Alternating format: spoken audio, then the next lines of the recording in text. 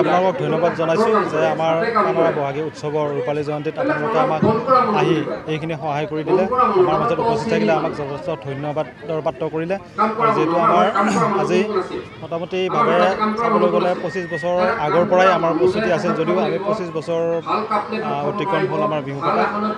সেয়েহে আমি ৰূপালী জয়ন্তী বৰ্ষ উদযাপন কৰিলোঁ আৰু বিভিন্ন ব্যক্তিক আমি আমন্ত্ৰণ জনাই আনি এই অনুষ্ঠানটি সাফল্যমণ্ডিত কৰিবৰ কাৰণে আমি চেষ্টা কৰিছিলোঁ। আমি কিমান সফল হ'ব পাৰিছোঁ জানিব পৰা নাই। আপোনালোকৰ মাধ্যমতে আমি এটা কথাই বাৰ্তা দিব খুজিছোঁ যে আমি অসমীয়া হিচাপে আমাৰ বাপতিসাহোন বিহুটিক আমি যাতে ধৰি ৰাখিব পাৰোঁ, ভৱিষ্যতেও যাতে আমি এনেকৈ থাকিব পাৰোঁ, এই কথাটোত আপোনালোকৰ জৰিয়তে আমি সমূহ অসমবাসীলৈ এটা আহ্বান জনাব বিচাৰিছোঁ। আমাৰ পানাৰা অঞ্চলত যি অভাৱ অভিযোগ আছে, তাৰ যিখিনি অভাৱ অভিযোগ আপোনালোকে আহি ইয়াত প্ৰত্যক্ষ কৰিলে, সেইখিনি কথাও আপোনালোকক অৱগত কৰিছোঁ। আমাৰ আজি বিহুৰ মুকলি সভাখন যথেষ্টখিনি দৰ্শকৰ সমাগত হৈছিলে আৰু যিসকল ব্যক্তি আমন্ত্ৰণ জনাইছিলোঁ গোটেইখিনি ব্যক্তিয়ে আহিছে।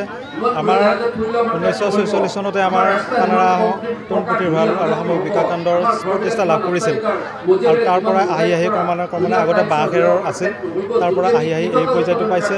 এই পৰ্যায়টো পাই আমি আগৰ পৰ্যায়ৰ যিখিনি আছিল প্ৰতিষ্ঠাপক, তেওঁলোক যিহেতু প্ৰয়াত, তেওঁলোকক আমি অনুসৰণ কৰি তেওঁলোকক শ্ৰদ্ধা জনাই তেওঁলোকক সমৰণ কৰি আমি আগবাঢ়ি যাই আছোঁ। আমাৰ ভৱিষ্যতেও আমাৰ প্ৰজন্মই আগবাঢ়ি যাব।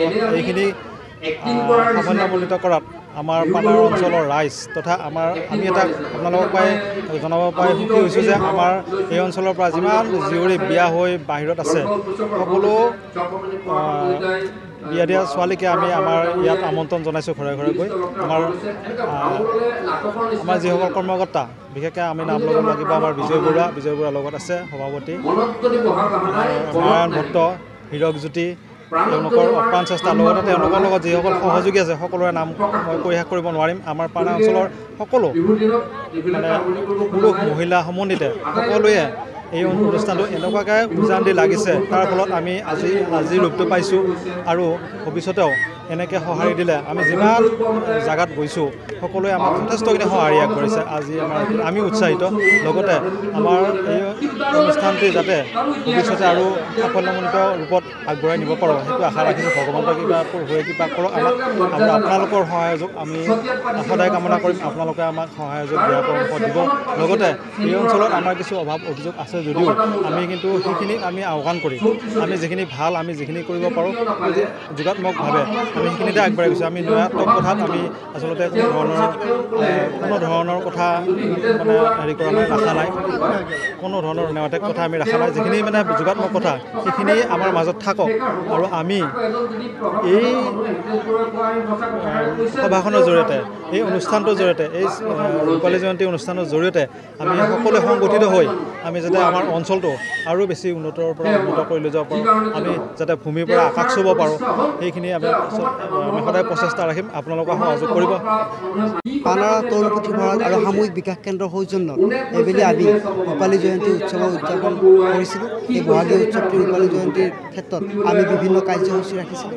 দুদিনীয়া কাৰ্যসূচীৰ প্ৰথম দিনা ৰাতিপুৱা পতাকা উত্তোলনৰ পৰা আমি কাৰ্যসূচী ৰূপায়ণ কৰিছোঁ। গছপুলি ৰোপণৰ জৰিয়তে আমি 25গৰাকী ব্যক্তিক আমি আমন্ত্ৰণ জনাইছিলোঁ আৰু যোৱাকালি আমাৰ যি সাংস্কৃতিক প্ৰতিযোগিতা, বিহু নৃত্য প্ৰতিযোগিতা অনুষ্ঠিত হৈছিলে আৰু ৰাতি মুকলি বিহু প্ৰতিযোগিতা অনুষ্ঠিত হৈছিলে। আৰু আজি বিশেষ আমাৰ আকৰ্ষণীয় কাৰ্যসূচী ৰাতিপুৱা আমাৰ 9 বজাৰ পৰা যি সাংস্কৃতিক বাৰেৰহণীয়া সাংস্কৃতিক শোভাযাত্ৰা, এই শোভাযাত্ৰা অনুষ্ঠিত হৈছিলে। তাত আমাৰ অঞ্চলৰে বিভিন্ন কৃষ্টিয়ে প্ৰদৰ্শন কৰিছে, কৃষ্টি প্ৰদৰ্শন কৰাৰ লগতে আৰু আজি আমাৰ যি মুকলি সভা এতিয়াও আমাৰ অনুষ্ঠিত হৈয়ে আছে। এই মুকলি সভাখনত আমাৰ আমন্ত্ৰিত অতিথি তথা নিৰ্দিষ্ট বক্তা হিচাপে আমাৰ মাজত উপস্থিত আছিলে জনপ্ৰিয় যুৱ সাংবাদিক বাৰ্তালাপৰ মাননীয় শ্ৰী চক্ৰপাণি পৰাশৰ ডাঙৰীয়া। তেখেতে আমাক খুব সুন্দৰভাৱে মনোগ্ৰাহী কথাৰে এই অনুষ্ঠানটি সাফল্যমণ্ডিত কৰাত সহায় কৰিলে আৰু আমি আমাৰ যি স্মৃতিগ্ৰন্থ এখনি উন্মোচন কৰিছিলোঁ, এই স্মৃতিগ্ৰন্থখনৰে যাতে আমাৰ ভৱিষ্যত প্ৰজন্মৰ বাবে এক দলিল হৈ থাকি যায়, তাৰ বাবে আমাৰ স্মৃতিগ্ৰন্থ ব্যৱস্থা হৈছে আৰু আমাৰ কমলাকান্ত ডেকাদেৱে এই স্মৃতিগ্ৰন্থখনি উদ্বোধন কৰিলে আৰু এতিয়া আমাৰ বিভিন্ন অনুষ্ঠান চলি আছে আৰু নিশালৈকে আমি আমাৰ এই অসমৰ এগৰাকী জনপ্ৰিয় কণ্ঠশিল্পী জ্যোতিষ্মা চেতিয়া ডাঙৰীয়ানীক মাতিছিলোঁ। তেখেতে আমাৰ সাংস্কৃতিক সন্ধিয়াত গীত পৰিৱেশন কৰিব আৰু আশা কৰোঁ সকলোৱে পৰৱৰ্তী যিখিনি অনুষ্ঠান আছে সেই অনুষ্ঠানখিনি সুকলমে চলাই নিয়াত সহায় সহযোগিতা কৰিব আৰু আপোনালোকৰ এই সংবাদ মাধ্যমৰ জৰিয়তে সমূহ অসমবাসীৰ আশীৰ্বাদ গ্ৰহণ কৰি আমি এই যাতে অনুষ্ঠানটি ভালদৰে চলাই নিব পাৰোঁ তাৰ বাবে সেৱা জনাইছোঁ।